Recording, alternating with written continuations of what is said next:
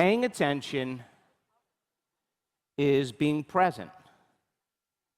And you know when someone is present with you in your life because they're paying attention to you. Yes or no? And you know when they're not present with you because they're not paying attention to you. Yet you only need a teenager to understand this. Yes? So if where you place your attention is where you place your energy. If everybody's present and paying attention the entire day, the energy in the room should go because of you. But if you start thinking, I saw that restaurant in Dibby-Dabble, maybe I'll make my way up there. You know, it's Google Maps says 30 minutes. I wonder if there'll be traffic on a Saturday night in Barcelona. Who am I going to ask to go to dinner with me? And you catch yourself defaulting and wandering into a predictable future. You would have to agree with me, you lost the present moment and you were living in that potential future reality. Yes or no? And because you're not present and paying attention, the energy in the room would actually go down. Yes or no? Because of you. Now, I'm not guilt-tripping you. I'm just stating a fact. Yes? And if you started to think about that meeting you had 3 days ago at work and what happened with that coworker, in your mind you start writing an email and telling her off, I'm not saying that, and you were no longer in the present moment and paying attention, and you siphoned your energy and your attention into the past, you would have to agree the energy in the room would go down. Yes or no? And if paying attention is being present, it would make sense then the information that's being given to you in that moment, you won't hear. You'll be unconscious to the content that's coming to you, and you'll no longer understand anything that I'm saying because you weren't paying attention. And your model of what we're building in terms of the what and the why would have some weak points. And when it comes time to the application, you would doubt what you were doing because you didn't understand it. If you don't understand something didn't make sense to you, I'm carrying on about the quantum, neuroscience, and you're thinking about who's feeding your cat back home. The research shows that, we'll give a simple example. If you're reading a book and you come to a word that you don't understand, and the book is here, and your cell phone is over there, and you actually have to get up and get your cell phone to look that word up, and you're just too tired and uninspired to do that, and you just keep reading because you're rushing to finish the book. Do you know that your comprehension past that point will go down incrementally? Are you with me still? And someone will say to you, what was that book about? And you'll say, I don't know. I really enjoyed it, but I don't remember anything. So if the body has been conditioned to be the mind, the servant is the master. And when you get close to change and you come to the edge of your emotional belief, you got to know that the body is going to do anything it can to unseat you. This is where I'm asking for your best, at this point. Because if you're paying attention and you're present and the mind naturally wanders, and you notice that it's wandering and you become conscious, that you're going unconscious, you didn't fail, you didn't ruin your day. The act of becoming conscious when you go unconscious actually makes you get good at staying conscious and being present, and it's a skill. And the more you practice it, the better you get at it. And we discovered when people are present and paying attention to the information, they're learning. And you gotta be greater than your fear of the word quantum physics. I watched some of you last night when I said the word epigenetics. I saw this glaze take place over your face. We can't be intimidated by knowledge. We can't be intimidated by knowledge. We have to want it. I was doing this talk for all these business people. Every now and then I do these talks. I'm usually the guy that says, okay, I'm going to tell you I do the exact opposite of all these gimmicks that you're listening to. I don't do any of that stuff. But I finished the lecture and I was talking about all these things and sit down with a group of guys. There's like 10 of us at the table. And we're just eating and talking about the lecture, and this guy is sitting across from me. He says, hey, my wife is into your work. I mean, she takes a bath with you every night. And he says, she's going to your week-long event. She's so excited, and she's going with her best friend. They said, why aren't you going? And he said, oh, I'm really not a good learner. I have ADD. And I was like, what is that? Is that your affirmation? I am not a good learner. Is that your affirmation? That's your unconscious belief? I said, you mean you can't learn one thing? You can't learn one thing and remember it and teach it to your kids? Come on, you got to be able to learn something. I mean, weren't you at the lecture? Whenever you make your brain work differently, you're changing your mind. Mind is the brain in action, and I just want you to keep reminding yourself of what you're learning, firing and wiring those circuits and say, God, I get it. Let's review some things you learned last night just to make sure it is in the forefront of your mind. So I said your personality creates your personal reality. Remember that? You do? And I said your personality is made up of how you think, how you act, and how you feel. Yes or no?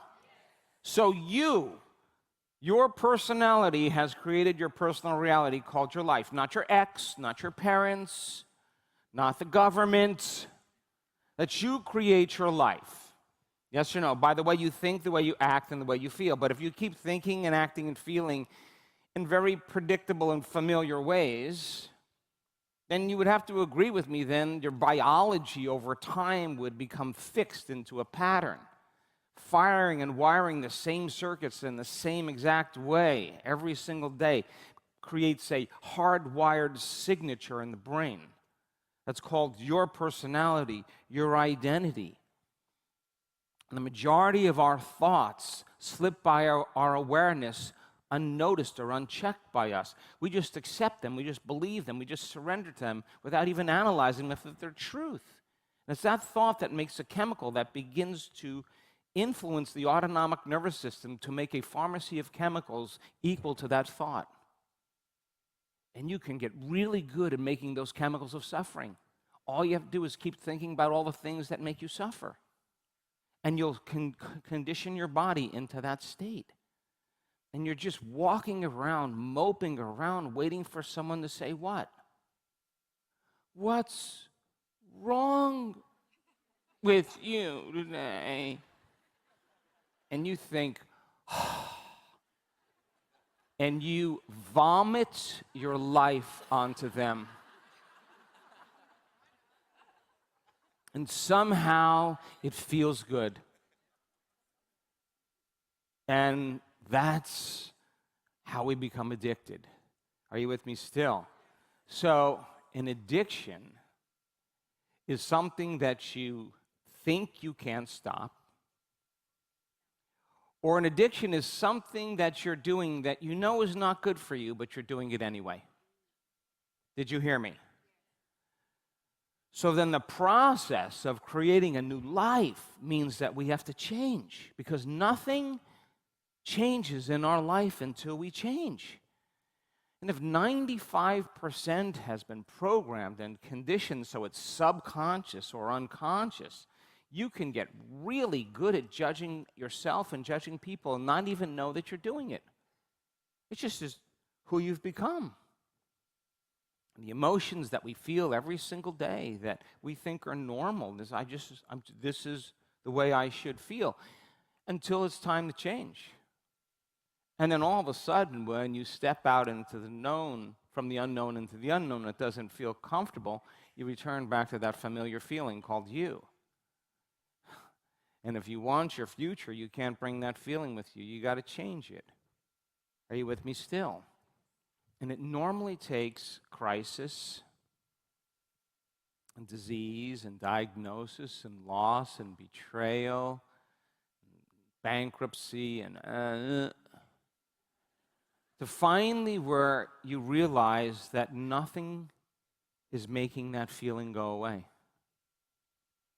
There's no person, there's no TikTok, there's no game, there's no shopping spree, there's no dinner. That feeling keeps returning back. And that is the moment you can see yourself through the eyes of someone else, because you no longer are you any longer. And at that lowest denominator, we can observe how we're thinking. We can notice how we've been acting for the last 5 years. We can see how we've been feeling. And that moment of separating itself from the program in neuroscience is called metacognition. And because the size of the forebrain, the seat of the conscience, we can learn from our past self, modify our behaviors, and do a better job in life. And that's called neuroplasticity. And the forebrain allows us to observe who we're being. And so the first step to change in your life then is becoming so conscious of your unconscious thoughts, they don't slip by your awareness unnoticed by you. So conscious of how you speak, how you act, how you behave, how you walk, how you stand. The plane here to do, to demonstrate. To look at the feelings that you've been feeling that connected to the past experience. And if you want wealth, you can't feel unworthy. You just can't.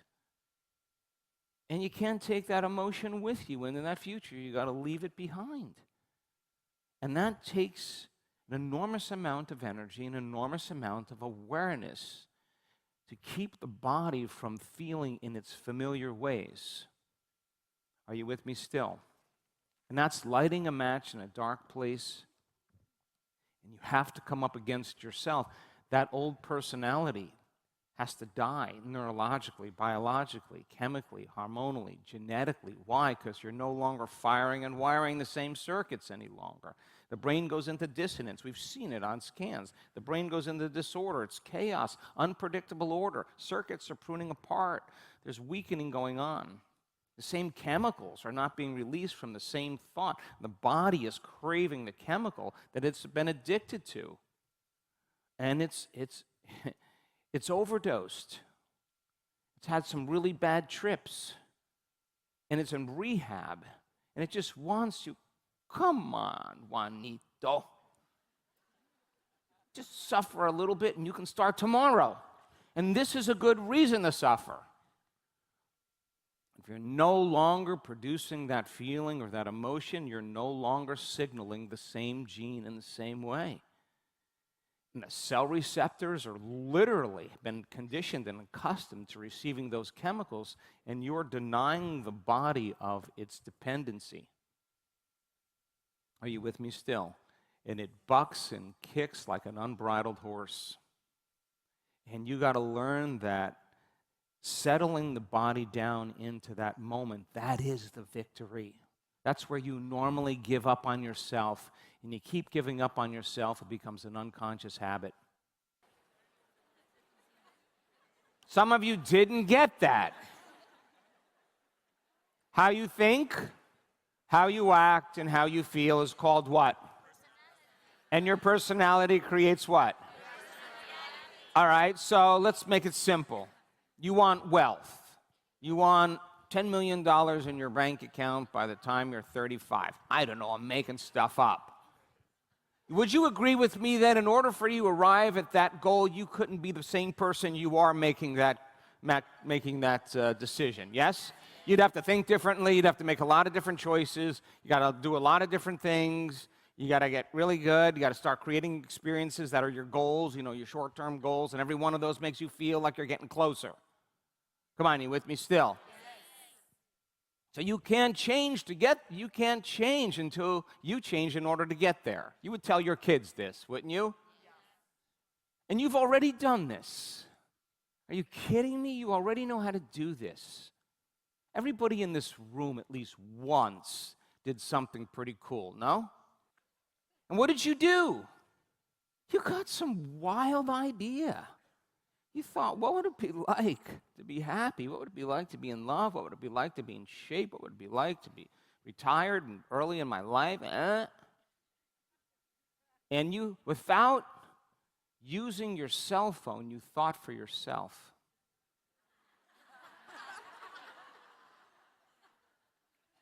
And the moment you ask that question, the moment you ask that frontal lobe question, the forebrain, the creative center of your brain, the moment you said, what would it be like to? You're basically looking for a new experience in your life, yes or no? And that creative center is the dreamer. And it only has its resources and the rest of the brain, and it has connections to all other parts of the brain. And when you say, what would it be like to be healthy or be in shape or whatever it is, or abundant, your brain looks out over the landscape of all of its circuitry. And it's looking for networks in the brain that are associated with that idea. And it begins to call them up. And then when they get enough networks called up on things you've learned and books you've read or experiences that you've had or what you've seen or whatever, when the brain can stay with it long enough and call up all those different circuits, there comes a moment where they all fire in tandem. And the moment they fire in tandem, you get a picture in your mind. You get a vision of the future. That's called clear intention. The thought that you're thinking in your mind, that vision that your brain is freezing of you in that future, all of a sudden you start feeling the emotion of that event before it occurs, and your heart opens and you fall in love with that vision and you feel it. And the moment you felt it, no person, no circumstance, no condition, no feeling, no laziness, no time would talk you out of that vision. You felt it. Come on, are you with me? And people said, are you crazy? But you would have to agree with me then. You'd have to start thinking about how you're going to want to think every day. You would have to start writing down the choices you would need to make, the things that you were going to do, the experiences, your short-term goals that you wanted to arrive at, so you know you're getting closer. And every time you did, you got closer to the feeling of it actually happening. And you kept reminding yourself of that future. You kept it alive in your mind, and you kept staying excited about it, and you made time for it, and you kept that vision alive, because it's so much easier to forget that vision than to remember it. Come on, are you with me still? And then you did something really honest with yourself. Because you had to say then, how am I not going to think? Let me get really clear. Like, I can't, I'm too tired. I don't want to. That's not going to enter my mind, and I'm not going to accept, believe, and surrender to that thought as if it's the truth without analyzing it. Game on now. What choices am I going to stop making? What behaviors or habits am I going to want to change about myself? I can't behave this way. I can't do these things anymore. What experiences in my life that I'm just going to have to stay away from for a period of time with certain people and certain. I don't want to rally back to the old self. They'll talk me out of my vision. What emotions will bring me to a lower level that will no longer cause me to believe in my future and start believing in my past? Let me name them. And my job then is to stay in that excitement and that inspiration. And every day you reminded yourself of who you did want to be, and you reminded yourself of who you no longer wanted to be. Sooner or later, things in your life magically started to turn around after you faced all that adversity. And no one changes unless they're challenged, and we need the challenge to arrive on the other side. Can't tell you how many people said to me backstage, my disease was my greatest teacher. I would have never changed unless I was never been serious unless I got that disease. I blessed that thing. It got me to who I am today. Are you with me still? And every day when you reminded yourself of who you no longer wanted to be and you reminded yourself of who you did want to be, things in your life started to shape and organize and start to come to you. And you started to get closer to the state of knowing that it was going to happen. And when you reached that moment where you knew it was going to happen, you took your foot off the gas. And you enjoyed the experience, and it brought you to more humility, more wholeness, more self-love, more freedom. You were complete from the experience. The people, as an example, who healed themselves of their health condition, or the person that created abundance, you would have to agree with me then that that person that healed from some health condition, they will tell you when they healed from that condition that they're no longer that person that had that disease. And we have language specialists, in the United States, one of the top language analysts that study the language of transformation. And we have so many case histories where people have healed, and we're analyzing what it is that's happening when they describe it. But one of the things he was telling me the last time I talked to him is that when people truly have a transformation and they truly change, there's this kind of sense of no longer being that person, a sense of temporality, like, well, where's the disease? Well, it's in that person. It's not in me. They didn't visualize the tumor and do any of that. They just became someone else. They were doing their meditations to change. And when they changed, they healed. And the default in our lives to switch back to the old personality that's hardwired and conditioned is seamless. It only takes one emotional response from someone or something in our lives to cause us to act like we're in our past. Because that emotion drives our behaviors and causes us to think in the past. And our reality stays the same. And you can't say to me, how come I'm not living in Mallorca with my two lovers and my dog? I'm going to look at you and I'm going to say, because the person who's living in Mallorca looks nothing like you. I don't know what else to say.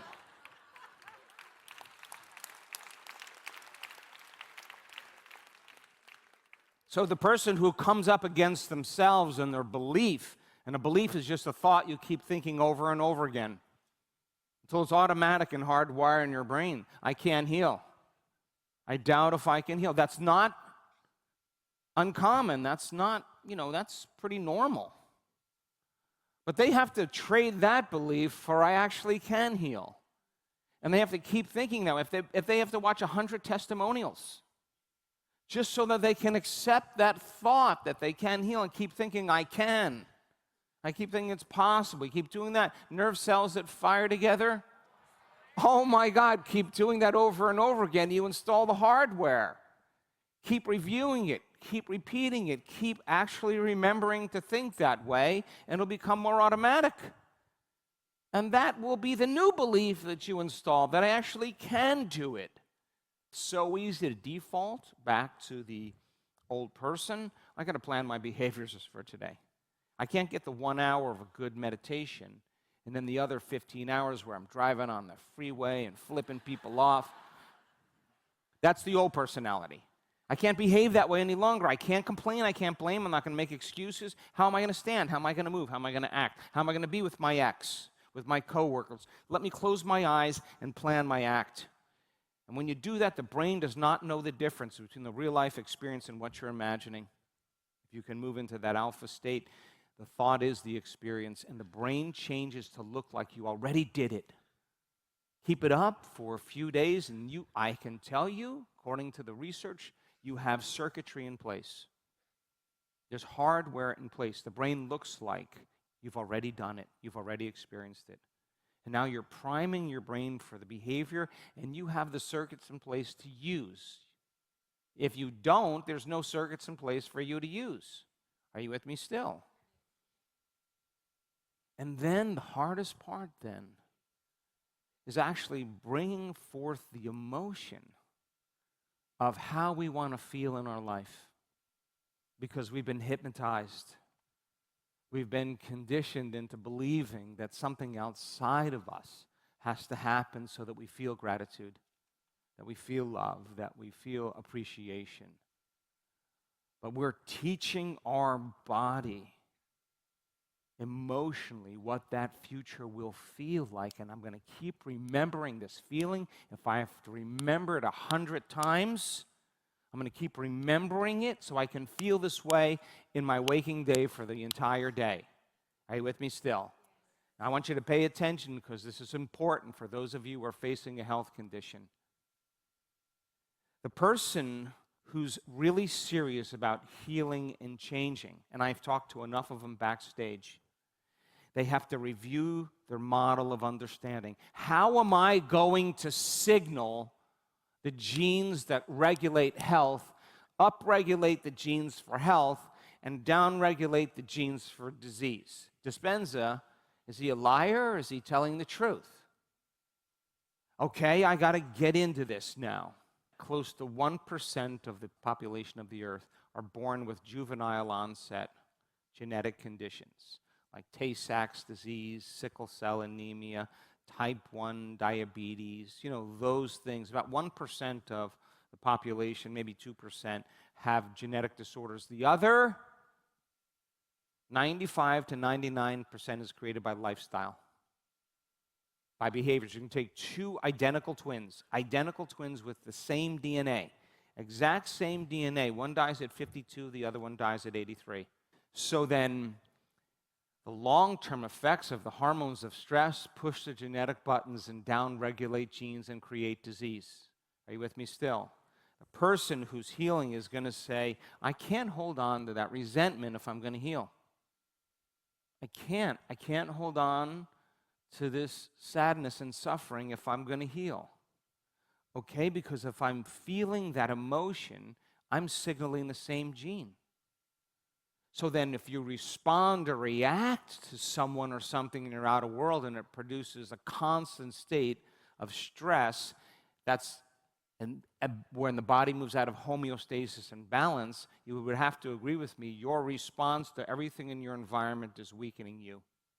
So they would say to themselves then, okay, if the environment signals the gene, but the end product of an experience in the environment is an emotion, if I keep feeling resentment all the time, I'm keeping the same gene signaled.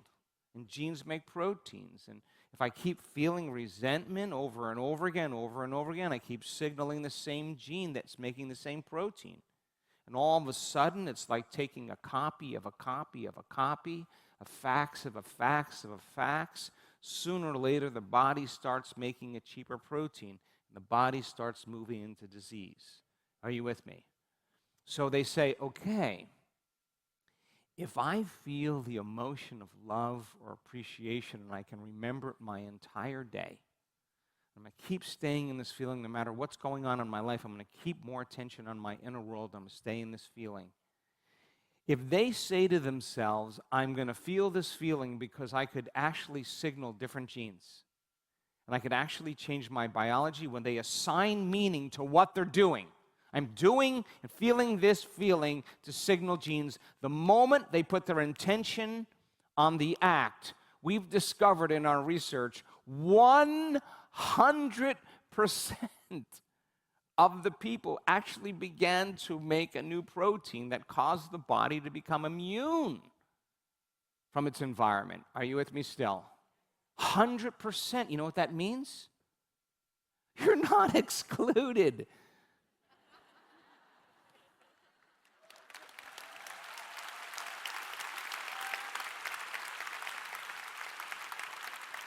So the person says I got to stay in my heart. I got to stay relaxed in my heart. I can't react and respond to something. I'm going to remember this feeling. I'm feeling this feeling because I want to signal genes ahead of the environment. I want my body to believe it's living in a loving life. I want it to believe it's living. It's so grateful for its healing before it's even happened that it believes that it's healing. Assign a meaning to the act, put intention behind it, and you get a greater outcome. And those people who healed, they will tell you, I'm no longer that person. I'm somebody else. And some people, we've interviewed them, they say, primarily during a meditation, and it was like my heart exploded. Like an engine turned on in my heart. My heart blew wide open. And I felt a level of love I'd never felt before in my life, and I looked back at my entire past, all the abuse, all the betrayal. And when I saw it, I realized I no longer wanted to change anything in my past because it brought me to this moment. And that is the moment the past no longer exists, because the heart resets the baseline for the past trauma and tells the brain the event is over.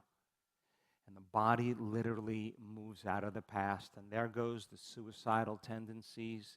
There goes the endometriosis. There goes the food allergies, the arrhythmias. The body is literally believing it's living in an environment where there's love.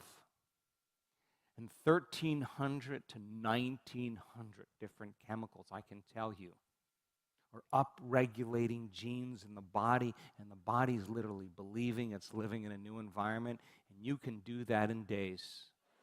Let me say it again in a different way. Your body is a protein-producing machine. Your body is a protein-producing machine. Muscle cells make muscle proteins called actin and myosin. Skin cells make skin proteins called elastin and collagen. Stomach cells make stomach proteins called enzymes. Eye cells make eye proteins called keratin. Immune cells make immune proteins called antibodies or immunoglobulins. So your body is a protein-producing machine, and every cell in your body makes a protein except red blood cells because they don't have a nucleus. And in the nucleus of the cell, it's not the brain, it's the reproductive system. And it's a library of potentials, a parts list of possibilities. And there has to be something outside of the cell, a signal chemically from outside of the cell that's carrying information, and that signal that's coming from outside of the cell actually influences that reproductive system to unwind DNA. In order for you to make a protein in your body, a DNA or a gene has to be expressed to make that protein. So genes make proteins. There are experience-dependent genes. There are behavior-dependent genes. In other words, if you behave the same way, you express the same genes. If you have the same experiences, you keep signaling the same experience-dependent genes. Are you with me still?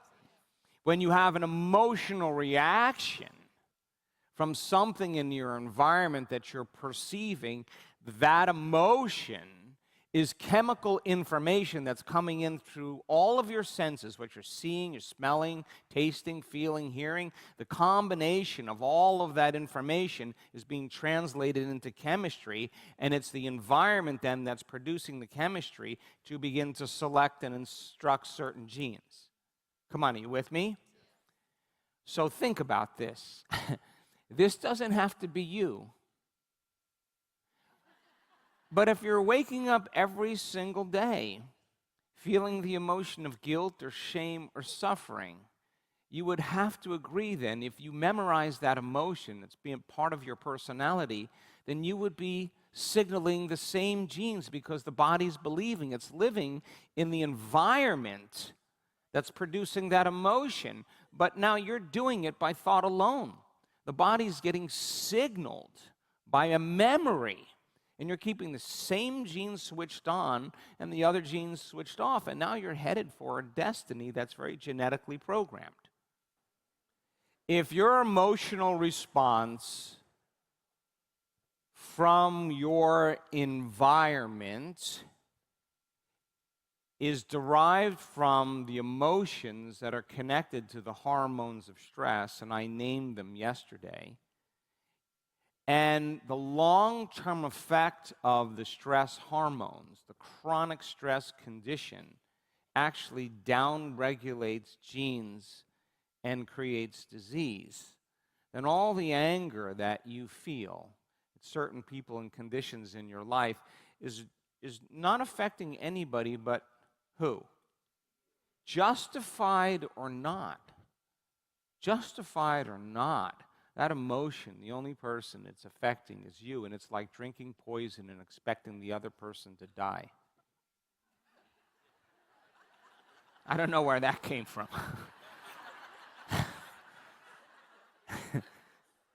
Well, I've been up since 4:30 in the morning, so. And of course, my intention was that everybody gets it. So then, the person who's on the healing journey, who has food allergy, don't get me started.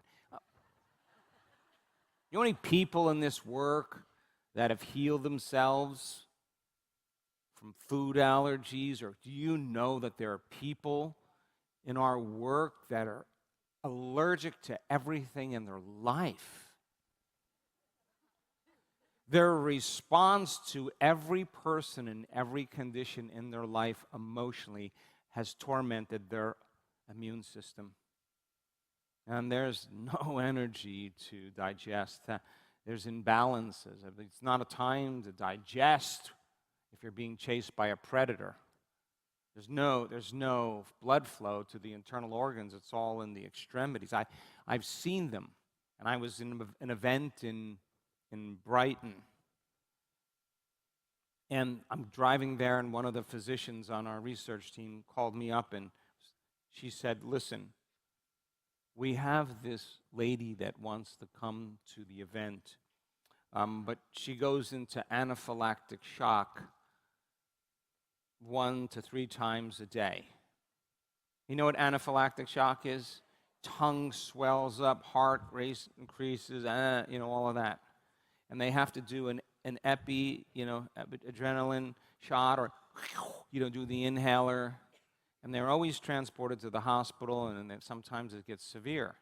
So this lady wants to come to the event, and she has anaphylactic shocks every day. And they're asking me, should we let her in?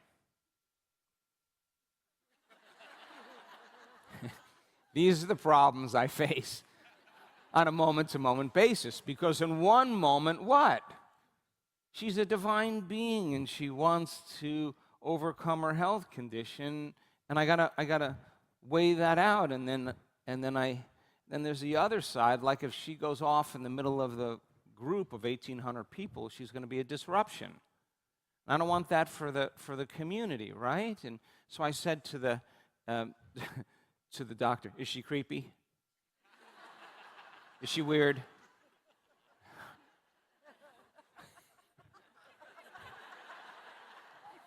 No, she's a psychotherapist. Oh, good. So it was this kind of weird room, this big weird room, and there was a balcony on the top there. And I said, listen, we can either stream the event in her room, but I'm going to take the chance. Let's put her up in the balcony. She had, there was nobody up there, but she had, because I had to come from my room through the balcony, come all the way around like that and come down to get on the stage. So when I opened the door, I saw her there. They put her up on the balcony. And she had, now this was before masks were in. She had the upgraded mask with the,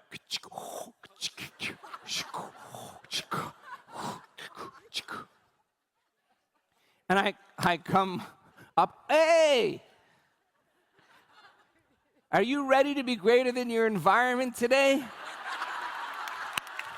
I run down, come back up. She'd be in there, and I'd say, are you ready to be greater than your body today?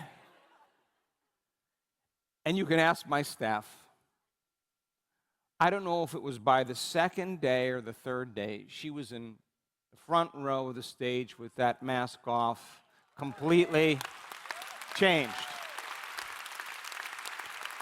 Has not had an anaphylactic event since that point, and that was years ago.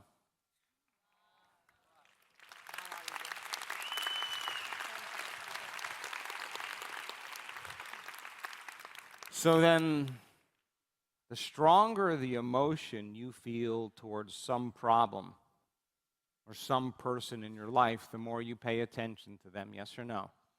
Yes? If you're disturbed by someone or something, you give them a lot of your attention. But where you place your attention is where you place your... So then it makes sense then that you're giving your power to create, your energy to that other person that you could be using to create your life. In other words, how much of your creative energy is tied up in resentment? How much of your creative energy is tied up in hatred? That's energy that you could be using to heal your body. That's energy that you could be using to create a new life. And we discovered when you come up against that emotion, many people think they're doing their meditation wrong. I want you to know you're doing it right. That's exactly what's supposed to happen, because it's the overcoming process that is the becoming process. And you got to lower the volume to that emotion so you can take your attention off that person. And then the brain wants to remember the event to feel the emotion. And you lower the volume to that emotion, you take your attention off that person. And like training an animal, you're overcoming the body and overcoming its agitation and its frustration, settling the animal down. You sit, you stay, you stay. No, but I want to move. You're not moving. I want to check my cell phone. You're not checking your cell phone. I want to eat. Not yet. My bladder is going to burst. I'm going to die in this meditation for sure. You keep lowering the volume to that emotion. I swear to you, sooner or later, the body is going to acquiesce to a new mind. The animal is going to be tamed, and when it can relax into the unknown and nothing dangerous happens, there is a liberation of energy. There goes the guilt, stored emotionally in the body. As energy, the body is being freed from the chains of the familiar past and the predictable future, and the body can relax into the present moment, into the unknown. And I have looked at thousands of people in the process of transformation, and all they're doing is mastering the present moment. And if you're uncompromising to that act, the body will relax into the unknown, and now the unknown is no longer a scary place, and as they begin to relax into the present moment, their energy begins to move out, and they feel like the unknown is a safe place. I watched this guy come to an event of ours in Cancun. He was diagnosed with ALS. And if you look at any of the information that's available on ALS, it'll tell you that it's a degenerative disease, that things get worse until ultimately a person succumbs to a very restricted life. This guy came in a wheelchair, and after a certain period of time, he was walking without the wheelchair. And you know me, I'm going to call him backstage and ask him, what are you doing? Like, what in the world are you doing? Like, what are you doing? And he told me that he got completely out of balance and completely stressed in his life. And the more more stressed, and the more out of balance he got, the worse his symptoms got. And he didn't say like, oh my God, I want to get up and walk. He didn't try that. What he realized, what he told me backstage, was the more love that he felt, the more he opens his heart, and the more that he understood that it was that emotion that could signal the gene ahead of the environment, and he assigned meaning to the act. He said, I got to keep feeling more love, because this is producing an effect outside of me. And now I'm noticing the more I do this, the more I'm changing my biology. I'm going to keep doing this to change my biology. I'm not going to do my meditation hoping I'm going to heal. I'm doing this, feeling this, because I know that if I feel this and feel this way instead of the other way, and trade those emotions, then I could actually signal genes, and genes make protein, and I can upregulate the gene for health and downregulate that gene for disease. That was what he was assigning meaning to when he did it. And the more he noticed the response, guess what? The more he got into it, the more he believed he was doing something. And belief is like pregnancy. Either you are or you're not. By the end of the event, I brought him up on the stage. He told his story. And then for the first time after the event, he stood up on his own. And I don't, Andrew, can you play the video of this guy? I just want you to look at his face when he stands up on his own, by himself for the first time in his little shop, in his little store where he runs his business. The first time he's getting up. I want you to pay attention to his face here.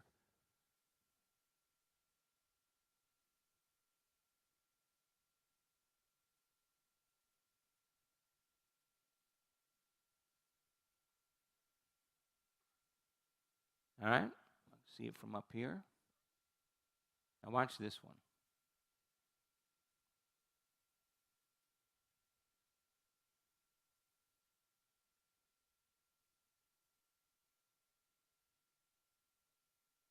Yeah.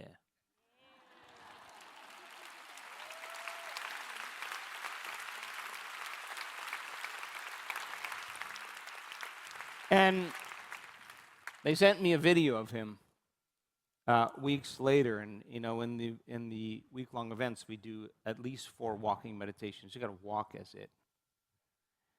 And his kids were running ahead of him, and he was walking up this long bridge, like they were long, big steps.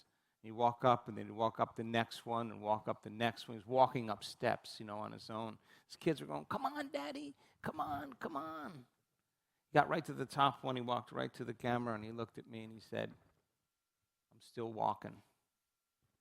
Now, because he does his walking meditation. His walking meditation is not something that he does, and then he goes back to himself. He's doing his walking meditation all the time. It's not a time when he's not doing it. He's walking in the glory of being healed. That's exactly what's healing him.